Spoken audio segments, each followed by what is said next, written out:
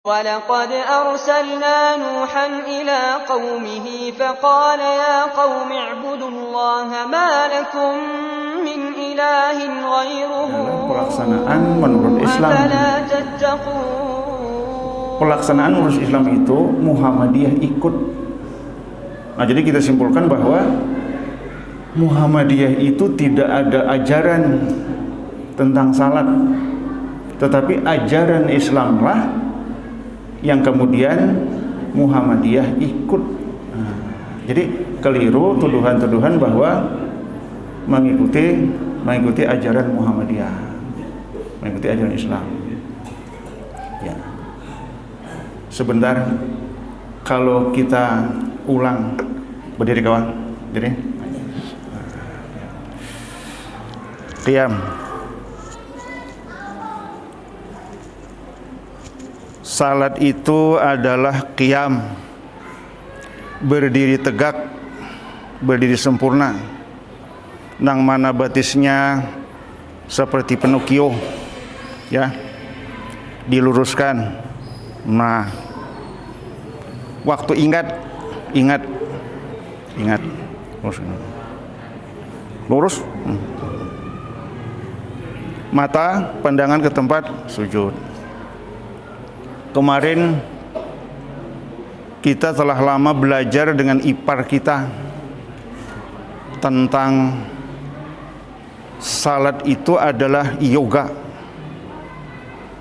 Ujar kita, yoga itu bukan dari agama Islam, tapi Rasulullah mengajarkan ternyata cocok dengan yoga. Itu kan, berdiri, betul. Mengangkat takbir, selurus telinga, jangan, itu kan, takbir. Apalagi, takbir, meletakkan tangan di dada, tangan kanan di atas tangan kiri, pergelangan tangan kanan di atas pergelangan tangan kiri, di dada. Kalimatnya ala sadri. Apabila meletakkan tangan dengan betul, maka tidak di bawah pusat. Nah, bila di bawah pusat, atau memahami ala sadri di atas dada, ya, kalau itu sempurna. Nah, kalau dari ajaran guru sekumpul, menurut Syafi'i, nah, Syafi'i. Ya. Kaki lurus. Kalau misalnya diterpa angin, tidak apa. Atau ada yang mundurun dari belakang, tidak apa. Atau ada yang menguntau, tidak apa. Karena lurus. Pak Jaina, jadi dorong, kuntau kita kesini dorong nih. Di sini nih, dorong aja dorong. Coba apa? Ya, bat ya. Nah, itu. Iya. Artinya sistem yoganya. Walaupun kada berniat untuk yoga. Kemudian rukuk. Angkat tangan, Allahu Akbar. Ya. Bacaannya singkat, tapi imam harus membaca lama karena memberi kesempatan bacaan makmum. Lurus, lutut. Tangan seakan-akan menggenggam lutut. Ya. Kalau gini, kalau betul, nah,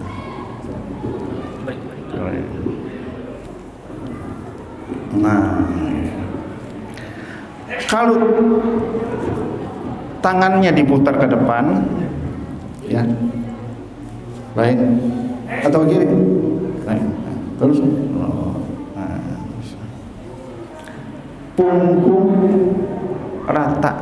punggung rata, nih, rata. rata.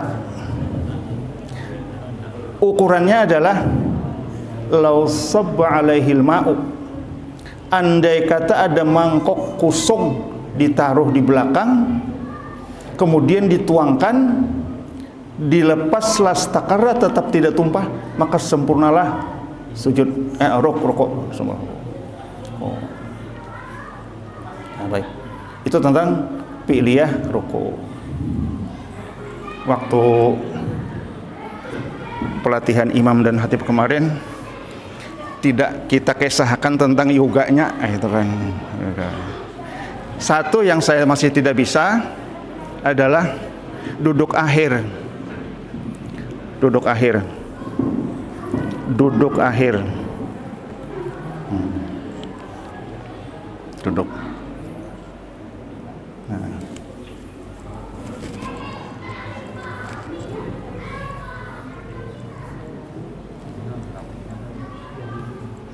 Nah, betul, duduk. Saya terpaksa tetap melakukan batik kaki, mesilang kayak ini. Padahal sesungguhnya duduk kayak peyot. Nah, kerawat. Nah, kaki lurus. Duduk akhir. Saya kawan.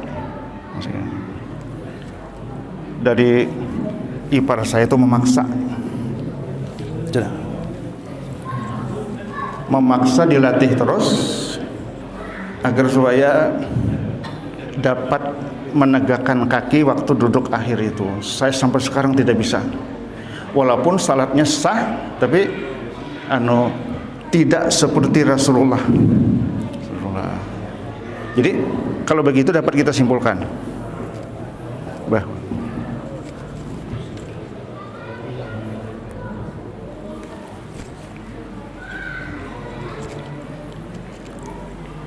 bahwa salat yang kita sallu kama ra'aitumuni usalli, salatlah sebagai kamu melihat Nabi.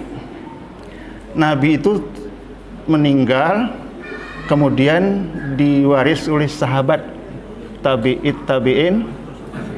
Salat itu tidak pernah terputus, tidak terputus satu masa pun, setahun pun, atau sehari pun orang tidak salat. Maka salat adalah terus menerus ditonton oleh para sahabat dan dipraktikkan oleh sahabat zaman. Itu salat.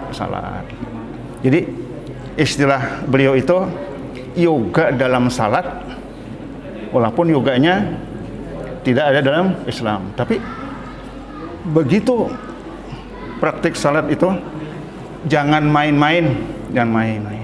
Salat itu harus sungguh-sungguh dilaksanakan sebagaimana melihat Rasulullah salat. Itu sebagai pendahuluan. Kemudian malam ini kita akan membahas cara mandi menurut Rasulullah. A'udzubillahi minasyaitonirrajim. Kita terjemahkan ayat Al-Quran surah Al-Ma'idah ayat 6. Dan jika kamu junub, maka bersucilah. Wa in kuntum junuban fattahharu. Dan jika kamu sakit atau dalam perjalanan, wa in kuntum marda au ala safarin, atau kembali dari tempat buang hajat, au jaa ahadun minkum minal ghaiti, au lamastumun nisa, atau bergaul dengan istri, lalu kamu tidak mendapati air, tidak memperoleh air, maka bertayamumlah dengan debu yang bersih. Sapulah mukamu dan tanganmu. Sapulah mukamu dan tanganmu dengan debu itu. Allah tidak hendak menyulitkan kamu, tetapi Dia hendak membersihkan kamu dan menyempurnakan nikmatnya bagimu supaya kamu bersyukur. Bab bersih-bersih. Kemudian kalau kita mendahulukan tayamum, Baik. Tayamum. Tayamum itu telah jelas dalilnya, wamsahu biwujuhikum wa aidikum minhu. Sapulah muka dan tangan. Muka ialah muka sebagaimana kita kriteria berwudu. Apa muka itu? Muka itu di atas tumbuh rambut, tarik ke bawah, bawah dagu. Kemudian di samping, pasak telinga, tarik ke kiri. Kemudian dari depan, kelopak mata, bawah hidung, dan bawah bibir. Itu muka. Selebih dari muka itu namanya kepala. Kepala, termasuk telinga. Kepala. Makanya ketika mengusap dalam berwudu, mengusap seluruh kepala termasuk telinga. Itu kita bicarakan nanti. Jadi tayamum, usap muka, wa aidikum, dan tanganmu. Tangan itu ialah tangan. Zahiran wa batinan. Luar dan dalam tangan. Untuk memperteguh pengertian tangan, bila ada hukum pancung dipotong tangan, pasti tangan. Kita kalau sempat menyaksikan, kalau pancung leher kita sempat menyaksikan. Tangan dipotong itu bukan untuk menyakiti, tetapi untuk memotong saja. Lalu sekarang ini diupayakan supaya sebelum dipotong tangan itu, diobat merenggangkan ini, kemudian potong. Selesai dipotong lalu ditunjukkan ke jamaah. Nah, sudah dipotong. Itu kan tangan itu dipotong. Tangan. Artinya tangan itu adalah luar dan dalam. Usap tangan. Nah. Tidak berlaku kias. Tangan sampai ke siku sebagaimana wudu. Nah, ibadah tidak ada kias dalam ibadah. La kiasa bil ibadah. Praktik itu ada sahabat ketika dia janabat, dia pagi hari bergulung-gulung di pasir. Nah, bergulung pasir. Ikut salat subuh. Disampaikan kepada Rasulullah, artinya Rasulullah tidak menyuruh ulangi ikam, itu kan. Sebenarnya kamu cukup dengan menepukkan tangan ke debu. Dalam fikih itu dipindai atau ditiup. Usap muka, kemudian langsung tangan tepukan. Tarjih sekali tepukan. Kemudian berkembang dalam fikih, maka fikih itu ada air mustakmal. Dikiaskan bahwa debu pun mustakmal.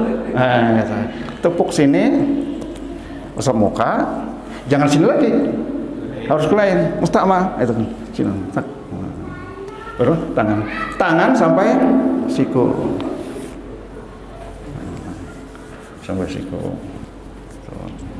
Itu pendapat fikih. Tapi pendapat dalil yang lebih akwa dalil bahwa Muhammadiyah itu dengan tarjihnya sekali tepuk usap muka sekaligus tangan. Cukup. Yang begitu itu sudah membersihkan dari mandi jenabat dan mandi wudu. Debu, kemudian istinja. Istinja itu dalam fikih dan syariatkan adalah 3 biji batu. Kita pergi berihlah sama kawan-kawan waktu di Riyadh Saudi Arabia. Ada anak Arab minta istirahat, minta stop bis, kemudian pergi ke Sahara mencari 3 biji batu, kemudian buang hajat. 3 biji. 1, 2, 3 sudah bersih dari najis. Lalu di daerah tropis seperti kita, bersanggup 3 biji batu masih konyor-konyor, kadalinges. Nah, jadi sesuai lawan daerahnya, panas, kemudian buang hajat di 3 biji batu, bersih. Jadi walaupun hukumnya membersihkan sah dengan 3 biji batu, tapi kita banyak banyu, ada air, mesti utamakan air. Bertayamum pun mesti utamakan, apabila dilarang dokter baru bertayamum. Tapi di rumah sakit, di debu mana saja, di pesawat, di jok mana saja, seperti itu boleh. Allah hendak menyempurnakan nikmatnya bagimu supaya kamu bersyukur kepada Allah. Itu tayamum. Lalu masail. Wa in kuntum junuban fattaharu, dan jika kamu dalam keadaan junub maka bersucilah. Bersuci dalam hal janabat adalah mandi, yang disebut dengan mandi wajib. Diberitakan oleh Aisyah radhiyallahu anha bahwa Nabi sallallahu alaihi wasallam bila mandi janabat, disediakan air, yabda'u fayaghsilu yadayhi, dia memulai membasuh 2 tangan.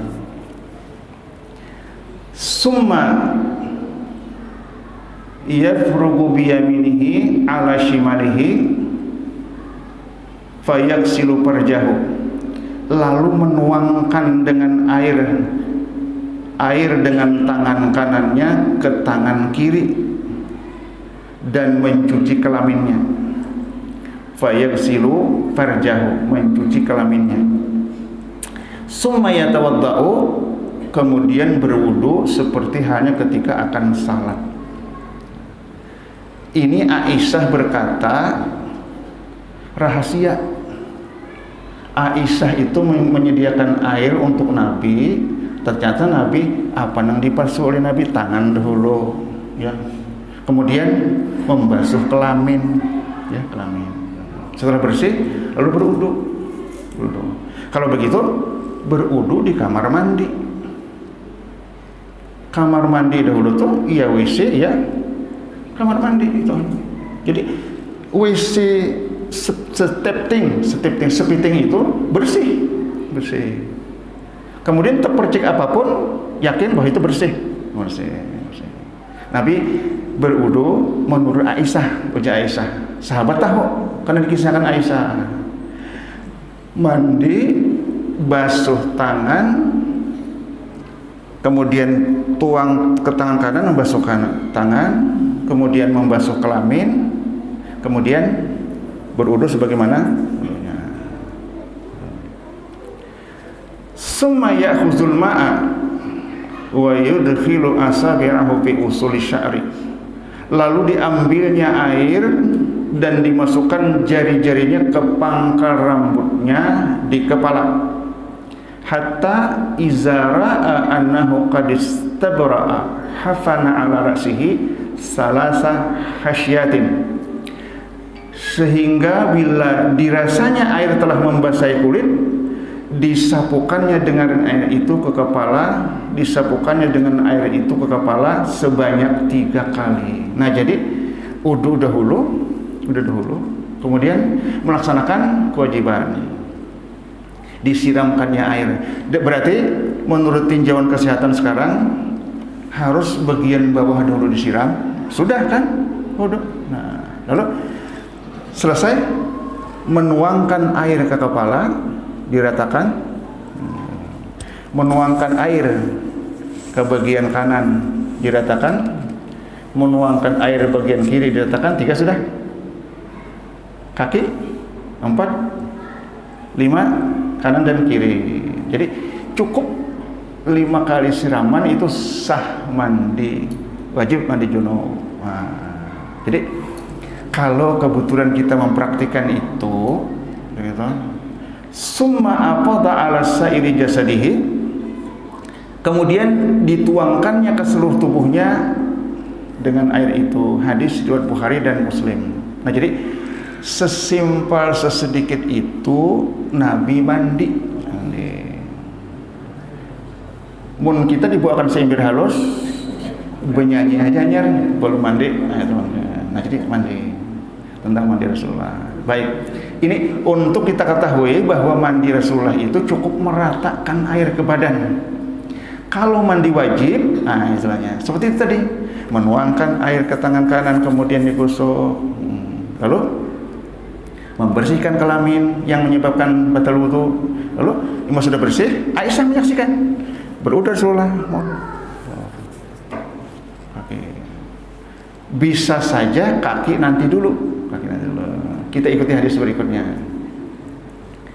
Laporan dari Maimunah radhiyallahu anha, kata istri Rasulullah, saya sediakan air untuk bersuci Rasulullah. Kemudian fa'afraga ala yadayhi fagasalahuma marratain aw salasan summa afraga biyaminihi ala shimalihi fagasala mazakirahu.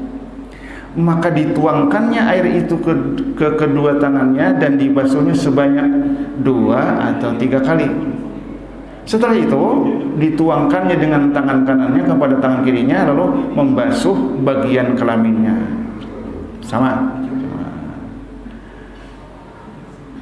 Dallaka yadahu bil ardi, kemudian beliau menggosokkan tangannya ke tanah dengan tanah pasir, kan? Pasir tanah. Lalu madmada wastansyaka, kemudian lanjutkan dengan berkumur-kumur dan memasukkan air ke hidung.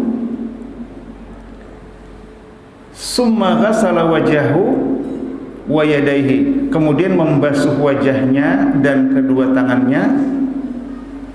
Summa ghasala ra'sahu salasan, kemudian menyiram kepalanya 3 kali, kemudian disiramkannya ke seluruh tubuhnya, disiram ke seluruh tubuh. Summa tanaha min maqamihi faghasala qadamaihi, kemudian ia mengundurkan diri, undur dari WC, dari kamar mandi, undur dari tempat berdirinya. Qalat fa'ataituhu bi khirqatin falam yuridha wa ja'ala yanqudul ma'a biyadihi, dan membasuh kedua telapak kakinya. Kemudian dia mengundurkan diri dari tempat berdirinya dan membasuh kedua telapak kakinya. Kata Imam Munah, kubawakan untuknya guntingan kain. Seperti perempuan dibawakan guntingan kain untuk melap-lap-lap, tetapi tidak diperlukan oleh beliau. Dan ditambahkannya air dengan tangannya. Hadis riwayat jamaah ahli hadis. Nah, itu kita dapat kesimpulan bahwa mandi yang pertama, kalau kita kada mandi jenabat harus siram bagian bawah. Sudah bersih, termasuk membersihkan kelamin. Nah, kalau kita kada mandi, maka berudu. Kalau kita mandi, lalu menyiram di bawah sudah, lalu siram kepala, menyela-nyelai ujung rambut panjang, kan, rambut Rasulullah. Kemudian meratakan kan ketiak kanan, ketiak kiri, paha kanan, paha kiri. Sempurnalah sudah mandi. Mandi Rasulullah dapat dirinci sebagai berikut. Pertama, memulai dengan memasukkan kedua tangan 3 kali. Kedua, membasuh kelamin. Ketiga, berwudu sebagaimana halnya berwudu akan salat. Boleh menunda membasuh kaki. Yang keempat, menyiram air ke kepala sebanyak 3 kali sambil menyela-nyelai rambut. Yang kelima, mengalirkan air ke seluruh badan, telinga, ketiak dan pusar. Terakhir, membasuh kaki dan 2 mata kaki. Itu mandi janabat. Baik, sekarang pengetahuan kita sudah mengerti bahwa mandi itu hemat menggunakan air. Di sini walau iqtirabu minal bahri, sekalipun diciduk dari laut. Sunnah menggunakan hemat menggunakan air. Lalu selama mandi itu berwudu sudah. Amun kita mandi sudah, tapi berwudu belum. Walaupun sudah bersih segala anggota badan, tapi berwudu itu adalah ibadah mahdah. Maka sekalipun sudah mandi bersih, maka tetap dilakukan berwudu. Ibadah mahdah itu harus wajib dilakukan berwudu.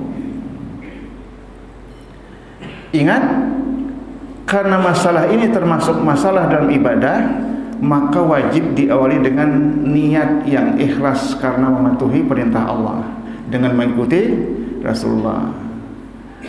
Seberapa banyak makhluk niat itu adalah apa-apa yang tidak diawali dengan bismillah bahwa akta.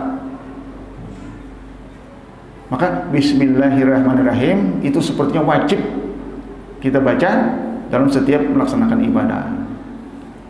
Lalu seberapa banyak air yang diperlukan ketika mandi biasa atau karena mandi janabah?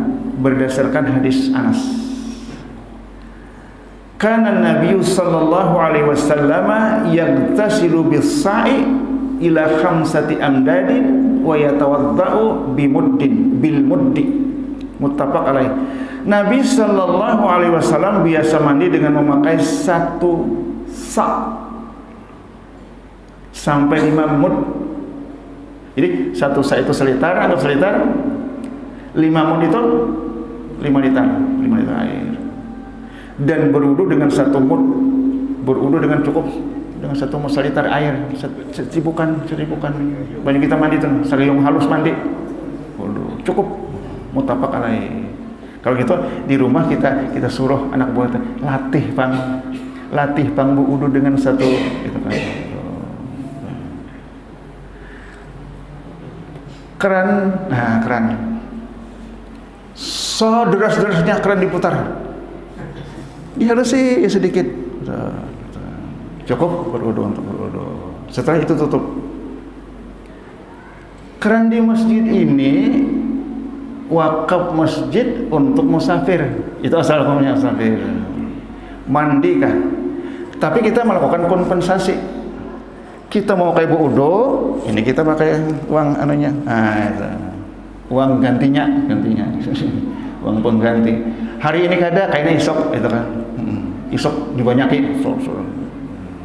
Jadi di masjid itu anak dibiayai oleh uang wakaf. Yang abdal itu adalah berwudu di rumah. Sebelum waktunya, tahu pada waktu maghrib, tahu pada menjelang isya, tahu pada waktu menjelang subuh dan zuhur. Berwudu di rumah sebelum waktunya. Habis berwudu, rupanya ada lagi sunnah salat syukrul wudu. Nah, salat kita gunakan kesempatan syukrul wudu, salat sunat menyukuri wudu 2 rakaat. Setelah itu dari rumah berjalan ke masjid, khutwatahu, berapapun langkahnya, itu kan dihitung sebagai pahala. Berwudu sudah di rumah, kemudian sampai ke masjid. Begitu datang ke masjid, sebelum duduk, salat sunat tahiyatul masjid. Azan belum nih? Begitu azan, barangkali kita yang azan. Orang azan. Selesai orang azan, maka kita salat sunat qabliyah fardu. Jadi rentetan itu berudu di rumah, ya.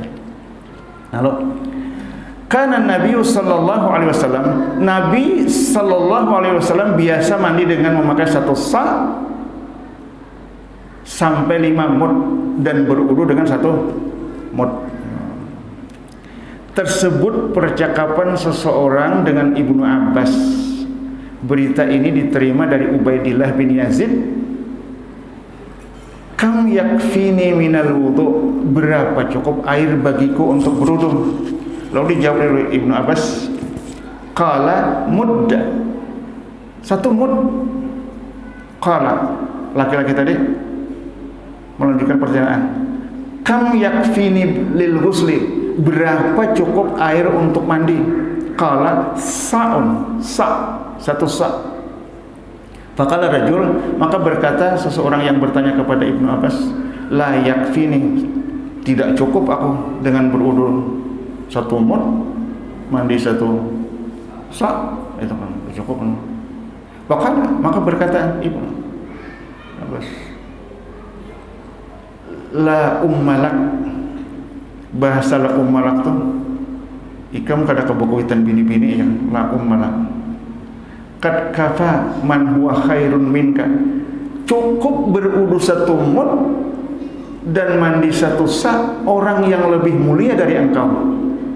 Rasulullah sallallahu alaihi wasallam, ialah Rasulullah sallallahu alaihi wasallam, orang yang paling mulia aja cukup dengan sebegitu banyak air. Hadis riwayat Ahmad. Tabrani dalam Al-Kabir, dalam sanadnya terdiri dari orang-orang yang dapat dipercaya. Dapat disimpulkan bahwa mandi itu adalah meratakan air ke seluruh badan, meskipun caranya berlainan dengan cara sholat. Seselesai mandi lalu berwudu di luar. Berwudu dalam proses mandi, berwudu di kamar mandi dengan tidak menyentuh sesuatu yang menyebabkan batal wudu. Catatan, menurut kesehatan adalah dengan mematuhi prosedur mandi dengan mempertimbangkan tekanan dan aliran darah ketika mandi, yaitu dimulai dari bagian bawah kemudian bagian atas. Rasulullah sudah memberikan pedoman mandi. Nah, jadi bagaimana tentang mandi ini? Ya, sebelum kita masuk kepada wudu, silakan. Bagaimana tentang mandi? Ya. Nanti kembali pada masalah yang ayam tadi kan, Iya. karena tidak dapatkan air, dan kita waktu dulu mengatakan ada di neraka tadi kan membasuh kelamin, sedangkan kita kadang berpenuh air, jadi cara membasuh itu maksudnya kayak apa? Kadang basuh Pak, kadang basuh tak? Kalau ada kisah basuh kelamin tak? Sah sudah. Kada tisuan, tisu itu kada ada. Jadi begitu mandi janabah, waktu subuh kan datang bergulung-gulung di pasir. Nah, lalu diberitakan kepada Rasulullah, ujar Rasulullah, yakfika, engkau cukup. Ini nah, lihatin nah, tak? Sudah mencukupi bertayamum sebagai pembersih mandi janabah. Iya. Masalah mandi tadi kan kita sebelum mandi wajib tadi kan wudu. Jadi sesudah mandi itu apakah perlu kita wudu lagi atau tidak? Ternyata tidak. Bahwa andai kata belum sempurna mandi, sudah berudu. Berudu itu sah digunakan untuk salat. Hanya kita kada mandi. Nah, itu. Jadi logikanya adalah apabila mandi dahulu bersih, apabila kada berudu kada sah salat. Nah, itu. Nah, jadi jalurnya adalah waktu mandi berudu, lalu karena belum meratakan air, maka wudu seperti digunakan untuk salat tapi tidak sah salat. Nah, karena terhalang oleh mandi wajib belum disempurnakan. Itu cara mengikuti cara Rasulullah. Mun cara kita mandi dahulu, itu kan.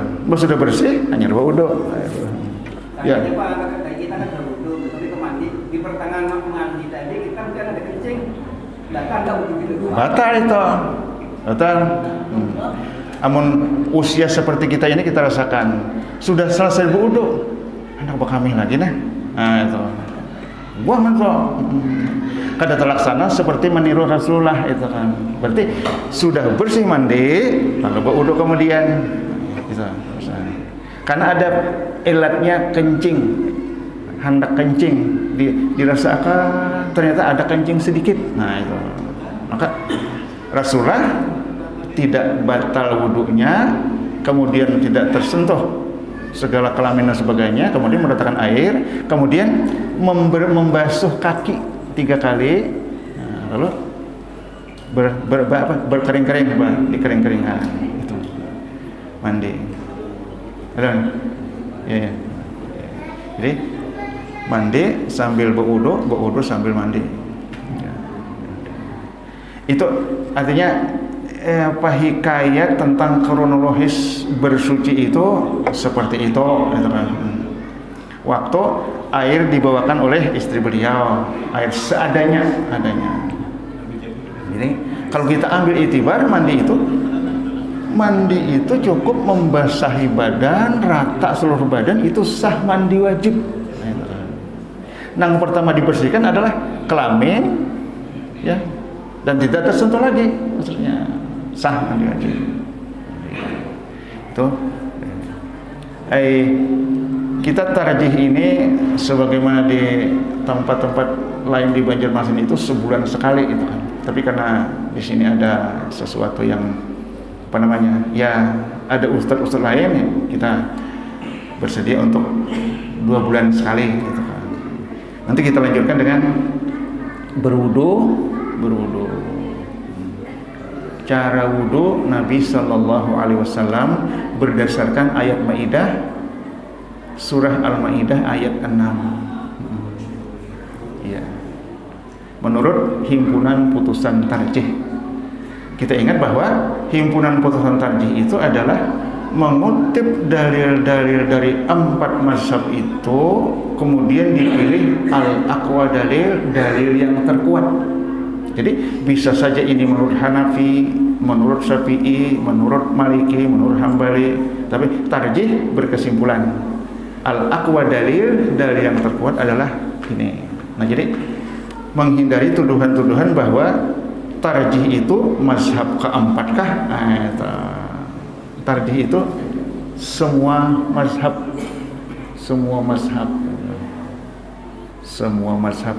Tapi untuk umat Islam Asia Tenggara sebenarnya menganut semua mazhab, tapi dibungkus atau dibingkai oleh mazhab Syafi'i. Itu pengakuan umat Islam Asia Tenggara. Demikian, berhubung waktu Isya telah tiba, maka kita cukupkan sampai di sini. Insya Allah kalau ada lagi kita lanjutkan sesudah Isya. Hadanallahu wa iyyakum ajma'in. Subhanaka Allahumma bihamdika asyhadu an la ilaha illa anta astaghfiruka wa atubu ilaik. Rabbana atina fid dunya hasanah wa fil akhirati hasanah wa qina adzabannar. Walhamdulillahirabbil alamin. Wassalamualaikum warahmatullahi wabarakatuh.